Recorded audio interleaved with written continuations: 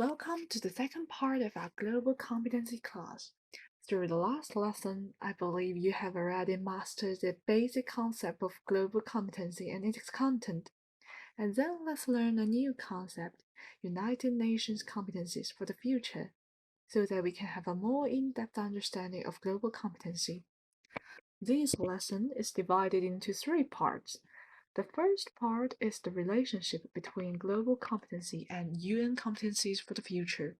The second part is what is United Nations competencies for the future. And the third part is some related question towards UNCF. All content is taken from the United Nations official document on the future competency model, so the correctness of the course content can be fully guaranteed. United Nations Competencies for the Future is a more concrete expression of global competency. If global competency is a broad concept, UNFC presents all the competencies and values needed to be a professional employee of an international organization. UNFC provides a more detailed assessment of global competencies, and it is a good way to develop global competencies through the relevant rules provided by the United Nations Future Competency Model. If you want to become an employee of an international organization, you must also acquire more detailed competencies based on global competencies. The UN competencies were launched in 2002 when the Secretary General commissioned a project to build human resource capacity through the introduction of organizational core values and competencies, which are essential for all staff. Further, additional managerial competencies were introduced, required by those who manage the performance of others. These competencies have been used as a foundation for our human resources framework, including systems such as recruitment, placement, development, and performance appraisal. The United Nations Competencies for the Future, which has been the core assessment indicator for international civil service recruitment in the United Nations Secretariat and specialized agencies until now, has been adopted by many international organizations. The competency model consists of three dimensions: core values, core competencies, and management competencies, which include 3, 6, and 8 secondary indicators respectively, and 100 more detailed tertiary indicators to systematically describe and measure the behavior standards of each value and competency. We will focus on the first two dimensions, which is core values and core competencies, because it is more relevant to ourselves. The managerial competencies are more related to senior officials, which we didn't need to know more about them yet. So, let's look at some relevant questions about UNCF. The first question: how were the United Nations competencies decided?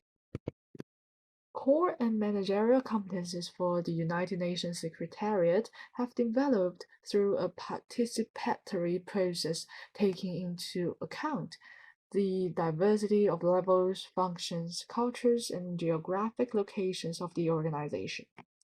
Interviews were conducted with senior officers who had departments and offices throughout the Secretariat. They were asked about the organization's environment, stakeholders, work output, and future challenges. Information drawn from the interviews provided an overall context for the work of focus groups. Then, the focus group participated in a day-long process of examining the organization's environment, the work we do and expect to do in the future, and the needs of the organization's clients and stakeholders. Finally, the competencies defined by all groups were sorted and analyzed. Similar competencies were grouped together and a common term chosen from each grouping. Using the most frequently occurring items, a model was developed with 8 core competencies and 6 managerial competencies. The second question: how will the competencies be used? The first one, staff development. Staff development programs will be aligned with the competencies and new programs introduced to support their development. A guide will be prepared explaining the various means available to acquire and strengthen competencies. Career planning. Competencies will increasingly be used as a base for identifying individual and organizational needs and planning for development. Support will be provided to staff through publications and career support workshops. Performance management. Competencies will be useful to staff and managers in assessing development needs and setting performance standards. The final one, recruitment. Gradually, competencies will be incorporated into Gradually, competencies will be incorporated into generic job descriptions and vacancy announcements. Interview frameworks and other tools will be developed to incorporate competencies into recruitment and placement decision, and staff will be trained in the use of these tools. As competencies relate more to what a person does than what a person knows, they are observable. For each competency, it is possible to describe behavioral indicators, actions or behaviors that exemplify the competency in practice. These may be helpful in promoting shared values and common standards of performance and behavior throughout the organization. These are the relevant pages and documents about UNFC. You can refer to them.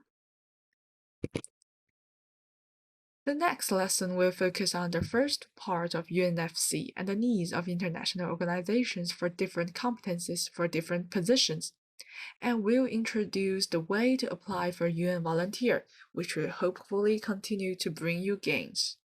Thank you.